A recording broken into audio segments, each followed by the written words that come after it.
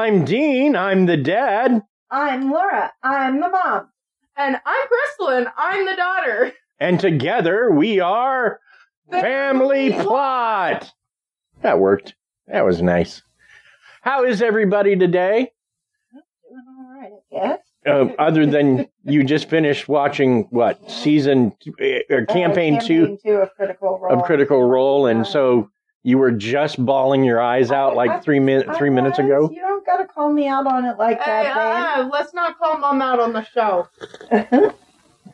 I'm also doing all right. Well, I was just about to ask you. You didn't have to just jump in like that. Hey, this is my show, too. I get to jump in whenever I want. Yeah, pretty much. She is being super sassy tonight. Hey, you know what? I like her super sassy. It's okay. It's okay. I bet they miss me being sassy, too. She comes by it honestly. She gets it from you. Well, you know. I think I get it from both of them. We'll go with that answer for now. Pretty sure I get it from both of them.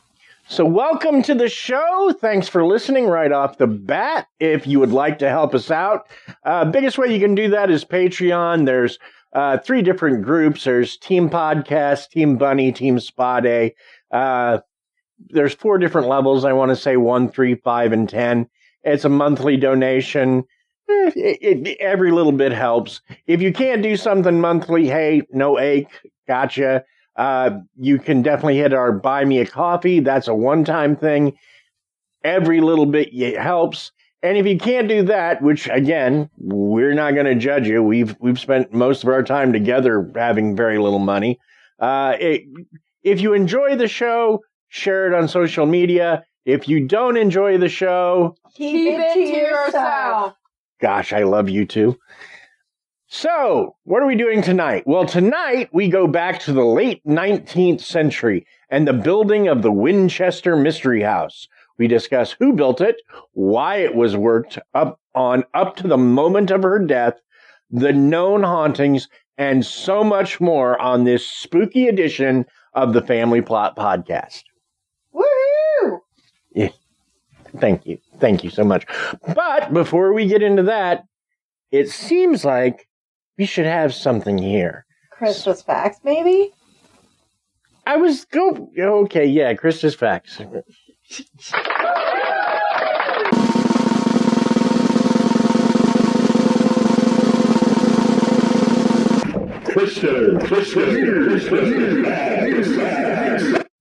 everybody. Welcome back to the Fact Corner. Yay. My name is Krysta, if you have not already known, but I tell you in the beginning of every show. So let's relax and get your hot cocoa like me and Dad are doing. Unfortunately, Mom doesn't have any, but I don't think she likes hot cocoa as much as we do. So just relax, sit back. Let's talk about our facts today. And today's facts are about weasels. Darn weasels. Darn weasels. As almost everybody says when they find out what the weasels have done. weren't the bad guys in Roger Rabbit weasels? They were. Darn weasels. One of them was voiced by Lenny, I think. Lenny? I don't know. Interesting. Anyway. There was a show many, many, many years ago called Laverne and Shirley. And there were two guys on that show. Lenny and Squiggy. And I want to say Lenny did the voice for one of the guy who played Lenny did the voice for one of the weasels. Maybe. Okay. You done stealing my spotlight? Yes, I'm done stealing. I'm not trying to. I wanted to steal your spotlight. You just cut off your microphone. Easy enough to do. Yeah. Or I just unplug it. Mm-hmm. He has plans even. This is disrespectful. I feel disrespected. Disrespected? I'm done talking. Just say your facts. Okay. Today's facts are from countrylife.co.uk. Don't question me. I try. We're not. I'm not questioning you. The people who made this was literally Country Life. So, we appreciate you, Country Life. Don't let anybody get you down. Okay. Although I will point out that country life in England, very different than country life in the U.S. Again. Yes, and? Just helping. Okay. So, fact number 1. Fact number 1. They are ruthless killers. Their sneaky villainous reputation has seen them typecast, perhaps unfairly, as sneaky, malevolent, and bloodthirsty killers. Think of the weasels in Wind in the Willows, for example, or the connotation of Shakespearean phrase, weasel words. But the manner in which they dispatch their prey doesn't exactly help their cause. Like big cats, weasels kill their victims with a bite to the base of the skull, and then feast on their contents. Mouse brain is their favorite food. Nice. Gross. Well, that too. I don't want to eat brains ever. Especially not mice brains. Right? You don't get knowledge from that. You just get a gross flavor in your mouth. Fair enough. I didn't go to the French club's final thing because they were going to serve brains and black butter. And no, I didn't want to eat brains. That sounds gross. Gross. French dish. Apparently, it's all the rage. Yeah, no. Or, it was a while ago. Yeah, 80s. We were crazy. I guess so. Okay, next fact. This is fact number 2, correct? 2! Thus. Duh. No, French for number 2 is duh. De toi. De toi 4, 5, 6, 7, 8, 9, 10. I did take 4 years of high school French. I remember some of it. Yeah, I was saying the Spanish version. I know. Okay. You were saying? Okay, fact number 2. Or all the other numbers that we've talked about. 2. They change color throughout the year. The weasel, also known as variously as longmouse, metric, or rizzle. Rizzle? No, don't have any idea, my child. Is like a smaller edition of its cousin, the stoat, but with a shorter tail that sports no black tip. Okay. With a belly of chestnut brown and a pale belly. With a back of chestnut brown and a pale belly. Sorry about that. Nice. It's also a turned coat like the stoat, with a pelage. Let me see. This one. Pelage. Pelage that becomes ermine white during winter. Wow.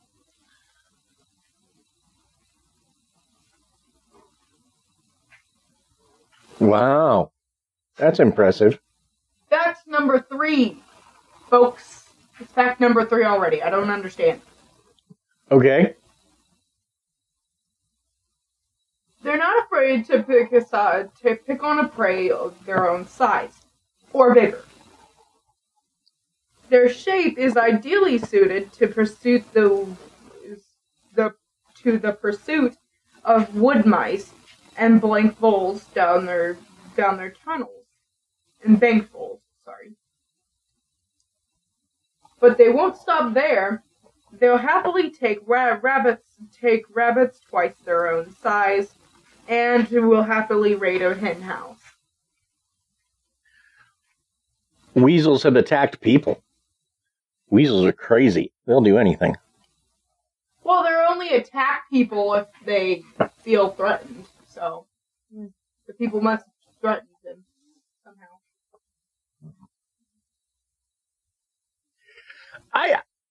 I don't know, because I don't know about weasels, and you're the one with the facts, but I swear I've heard people talk about weasels just sort of going off and going after someone. And it just... Only if it's a rabid weasel. Yeah, I always got the impression there was a fair amount of crazy to weasels. No, not always.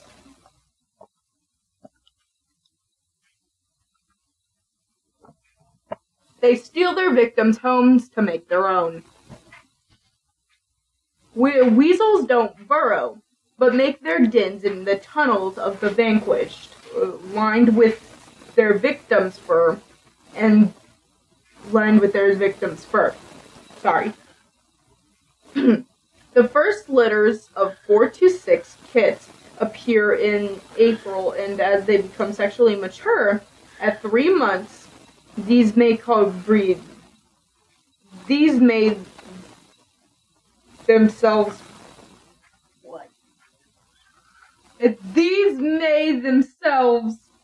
breed in the summer.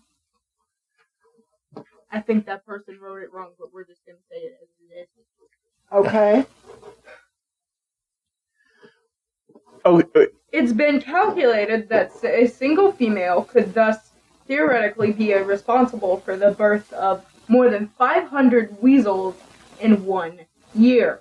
However, mortality is high. The long mouse is predated by foxes and owls in the wild. Few seem to survive more than 1 year. That makes a certain amount of sense. Although, okay, so they say kill a mouse, right? Line the mouse's home with the mouse's own fur and live there. So they're like nature's serial killers? Because that's what serial killers do. Yeah, they're kind of like nature's serial killers. That's pretty fun. That's pretty funky. That is beyond creepy. Where does Pop Goes the Weasel come from? Not weasels. That puzzling nursery run, Pop Goes the Weasel, isn't actually about a weasel. It's believed to be about a coat. The theory goes that it alludes to the pawning Pop of a coat. Weasel and Stoat running in slang to raise cash for the Eagle Tavern. Another theory goes that it has origins in the repetitive pop of the weaver's weasel at a wheel that measured off yarn. Wow. I'm sorry to have gone silent for there so long, and that silence won't be there when the episode is edited, but it took me a minute to process all that. So, Pop Goes the Weasel, not about weasels. I never knew that.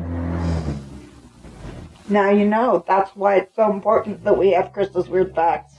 It is. Thank you, Krysta. I have one more fact for you guys, because it's my 5th fact. Okay. Oh, we're listening. Let's go. Fact number 5. They're totally harmless to people. A myth persists that weasels hunt in packs and will even attack humans. One farm laborer reportedly had to ward off a swarm with his cart whip. In fact, they're solitary assassins, although sometimes mothers chaperone their offspring on training forays. Is that the fact?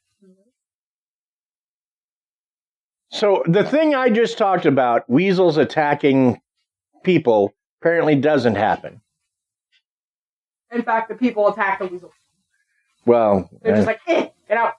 Well, not really attack them. They just shoot them. But yeah.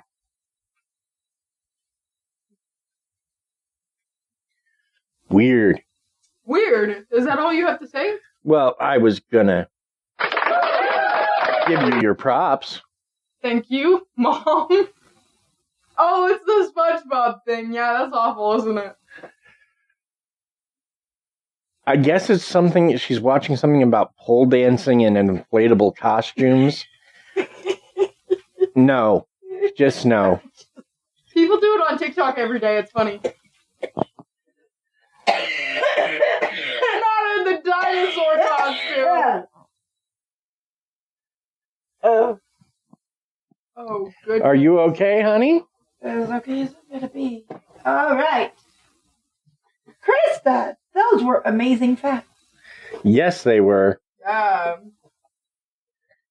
And Krysta's learned about the stoat inadvertently. Well, there you go. Stop. Alrighty. So, I guess that means I get to take over this botchalagoo. No. Mostly. Well, lead. I mean, I'm not saying you guys can't talk. I prefer it when you talk. It just... Sarah Winchester was the woman in charge of building the Winchester Mystery House.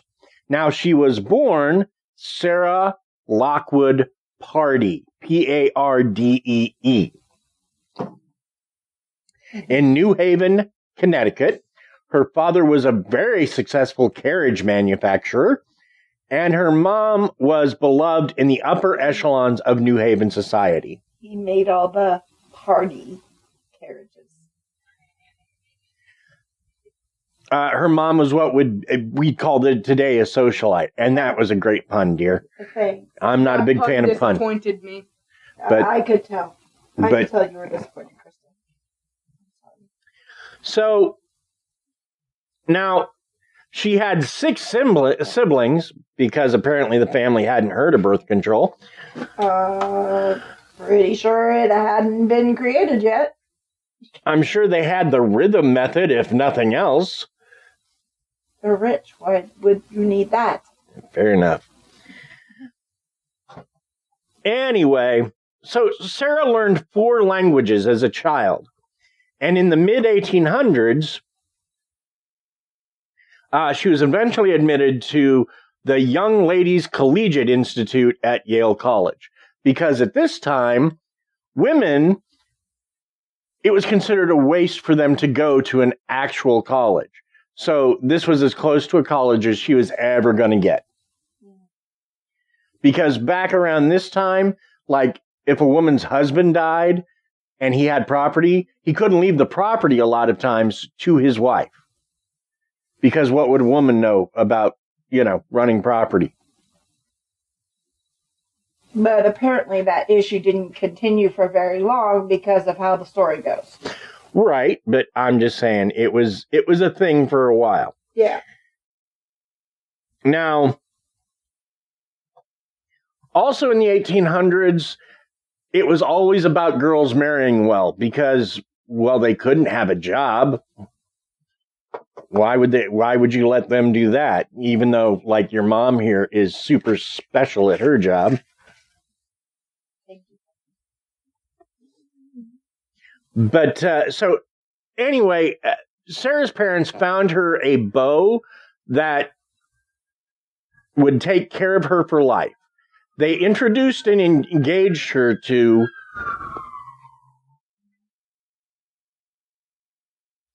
Sorry, that again. They introduced and engaged her to William Wirt Winchester. And I can't imagine his dad liked his son very much, because Wirt is W-I-R-T. That's dirt with the D removed and a W put in its place. Like, I swear, Dad had to have looked at him and said, nope, this is a dirty kid. And Mom's like, you can't call him that. Fine, his middle name is Wirt. We don't discriminate on middle names here. Please stop. We do when the name is Wirt. No, we don't! They didn't name him Dirt! Maybe it was a family name. Exactly! Making things up now. Come on, dude.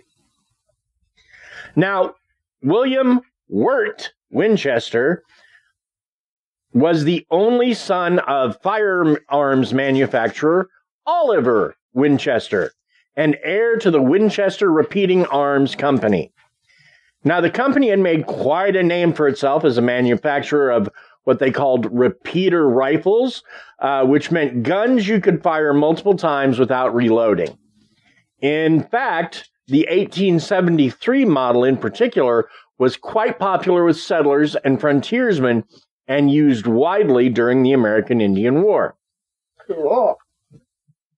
Sarah and William Wirt were wed in 1862, and William Wirt spent the next 4 years working alongside his father, doing accounting for the company, and Sarah eventually gave birth to their first child, Annie Pardee Winchester, Pardee, in order to preserve her family name or something. I don't get naming a child the middle name. I don't know how that works. Yeah, I don't know.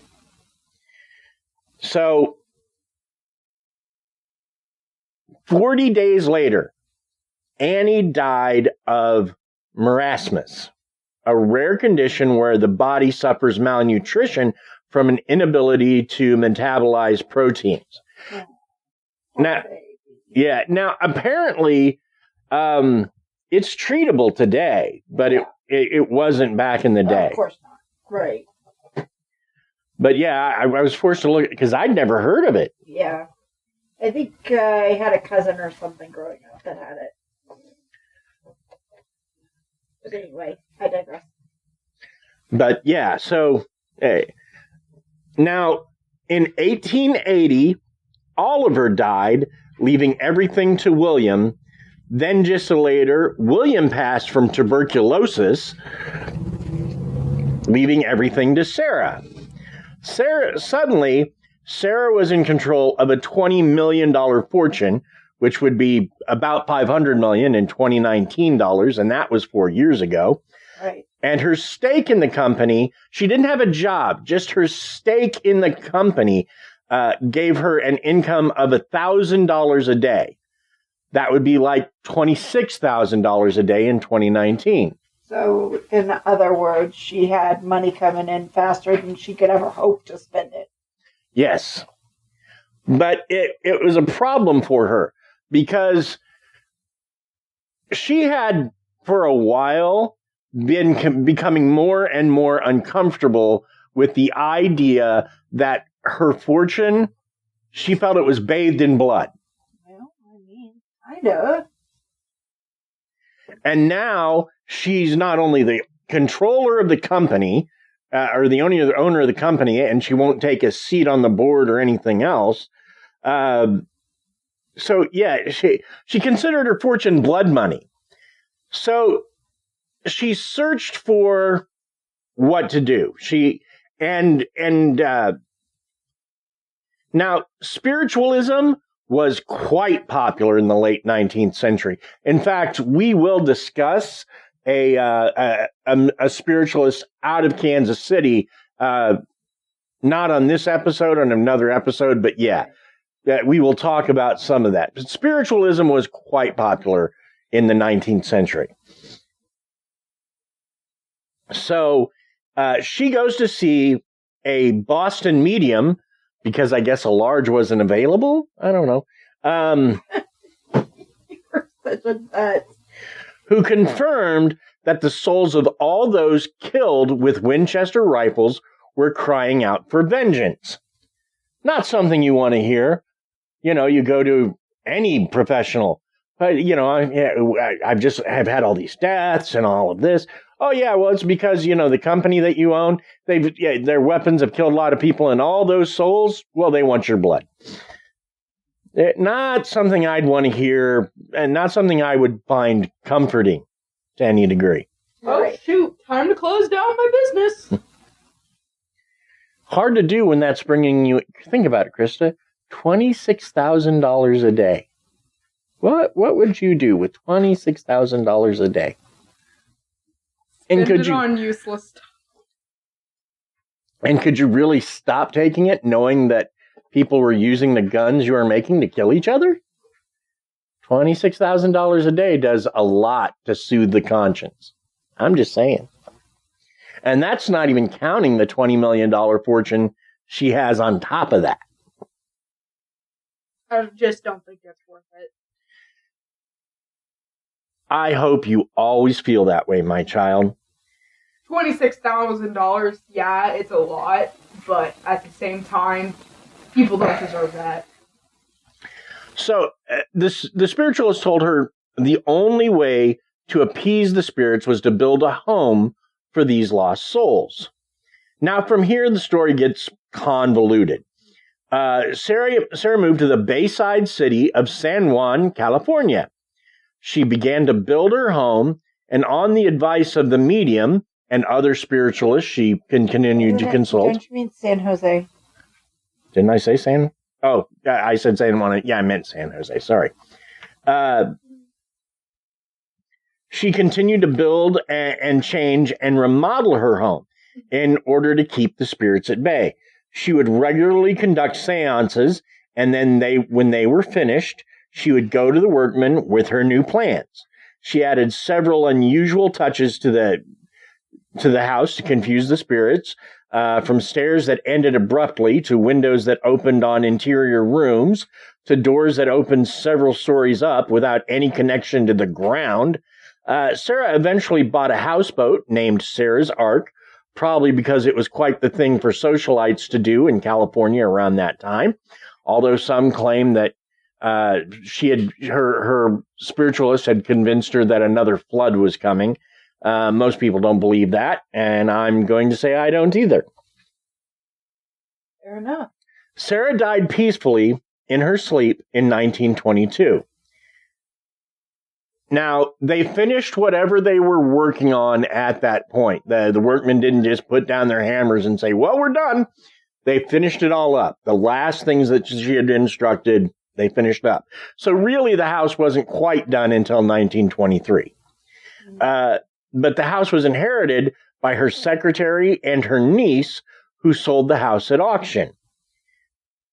And at some point, the people who own it began to convert it into kind of a hotel kind of thing where you could rent a room in this place. And then once the legend of how haunted it was started to come around, once I started, then they began to use it for more like ghost hunting kind of things and ghost walks and various tours like that. And it is still someplace you can go visit to this day. In fact, do you remember Marissa from the cons in California we used to go to? We love Marissa, yes. Yeah, I love Marissa. It used to be Marissa Garcia. Yes, now she's Marissa Alton because she's married. That's right. But anyway, Marissa goes all the time. In fact, when I posted the picture of part of the house to see if people could guess the topic, her response was, ooh, she wouldn't say the topic, but she knew it. And I asked her, I was like, don't you live not too far from there? About an hour away. We go all the time. Now, before you, Marissa. Marissa! Now, going to take a moment for a word from our sponsors. But before I do that... Yes, before you do, we have... Your mom and I went to... your mom, this past weekend, went to an event called Conflation. Yes. Which was sort of an adult science fiction con and gaming con. Relaxicon. Yeah. Anyway, so before she went, she got the oil changed at a place called Take 5 Lube and Oil. And let me tell you, it was amazing. Like, wonderfully, wonderfully awesome. They took excellent customer service. Oh, the guy met us in the parking lot, which your mom was going to just drive over him or around him. I was not. Don't you tell these people that. There was a car parked waiting to go in, and you decided that you were going to go around him. He's making me sound really bad. That is totally not true. Anyway, guy comes over, super nice, and at first we have like a $5 off coupon or something that they hooked us up. They doubled that up. Yeah, so we go in and they're doing the oil change, and that guy is like, "Hey, we've got a different promotion. There's $10 off. Would you like that?" And we're like, "Absolutely, sure. Give it here." And so, I mean, they changed the oil, they checked the fluids. It was fast, and everybody on their team was just so nice, super nice, and so personable. Absolutely. We worked with Summer there, and was it? I want to say it was like Austin or might have been. I think it was like Austin or Aaron. Gentleman out of England. I've slept since then, but I can't speak to all of the Take 5 oil changes. But I can say that the one at 731 Southwest US 40 Highway in Blue Springs, Missouri, they took care of us. So, if you are one of our local listeners, you should definitely go check them out if you need your oil changed. Absolutely. And with that, we're going to take a moment for a word from our sponsors.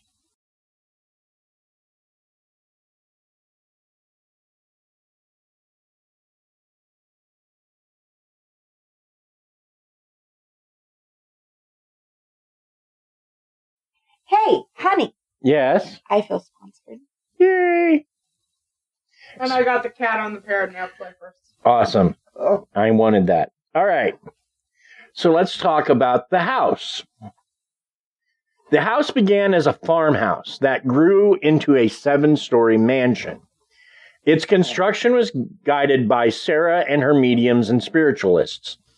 The house has over 160 rooms and had forced air central heating and hot running water, both unusual for such homes built so early in American history. It was top of the line as far as modern conveniences for its time. It contains stairs that switch back on themselves, others that simply end, some that go in kind of a circle. Like there's a way off of it, but basically it takes you back around to the stairs you walked up.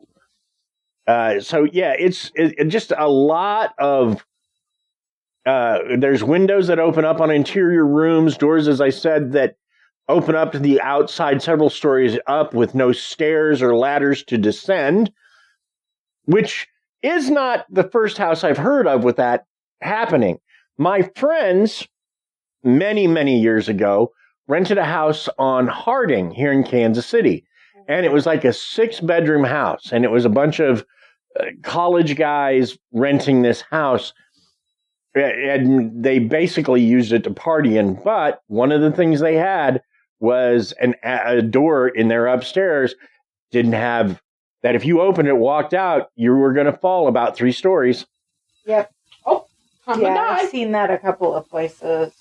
Where it's like there was maybe an old staircase that was there and then it's fallen and they just never replaced it, or they were planning on adding something on. They put the door in, then didn't do the add-in. There's all kinds of reasons for that kind of stuff. Well, in this house's particular case, I happen to know that the owner was in the middle of renovating it, and then there was some problem. He realized that, because it also has a set of stairs that just ends.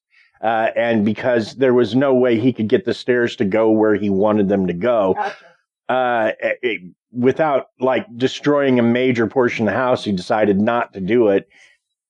Right. So those are all actual reasons. But as I understand it, in the Winchester house, Sarah actually wanted those things that way. Yes, because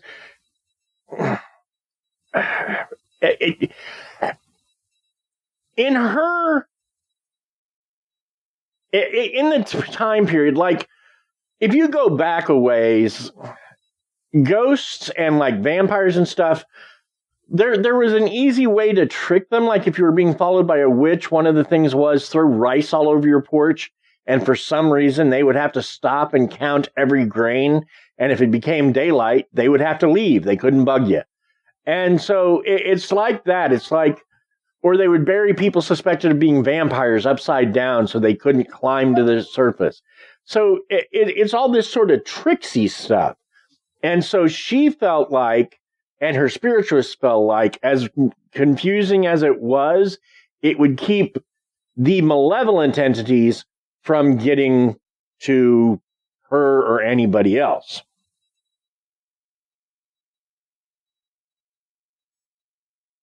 Now,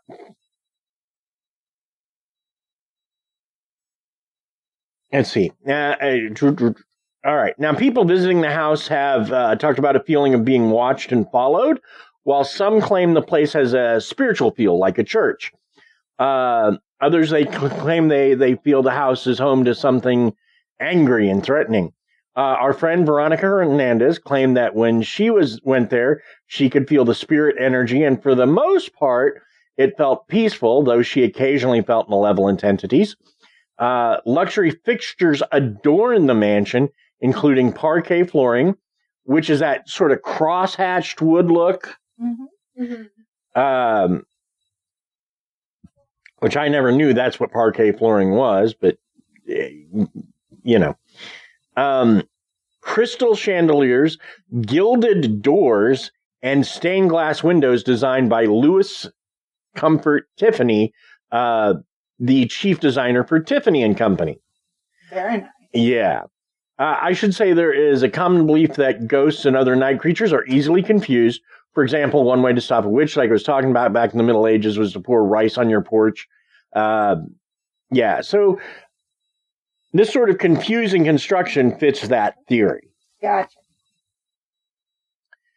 And there may be some truth to that because construction and renovation seem to stir up spirits.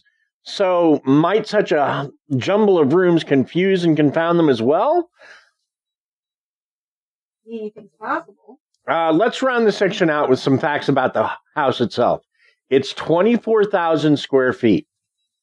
It has 10,000 windows, 2,000 doors, 160 rooms, 52 skylights, 47 stairways and fireplaces, 17 chimneys, 13 bathrooms, 6 kitchens. It should also be noted that we are just in time, as this year they are celebrating 100 years of mystery. The house was completed in 1923, and it is now 2023. So, like I said, we're just in time. Absolutely. Excellent, excellent.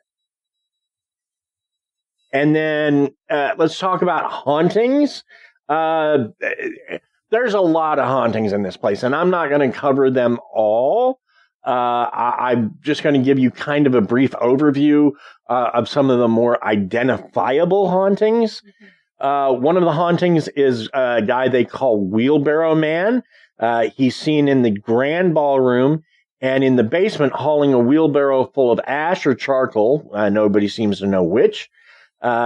This appears to be a residual haunting, as he never reacts to the living around him, and it's always the same thing. It's always him hauling this wheelbarrow. So, bit of the stone tape theory there. Also, a worker named Clyde is often seen as a full-bodied apparition working around the estate. Again, another residual haunting. Meanwhile, the staff reports the sound of footsteps in places where no living worker is, gentle tugs on shirts and skirts when no one is around. Voices have been heard speaking in various parts of the mansion, voices with no living person to give utterance to them.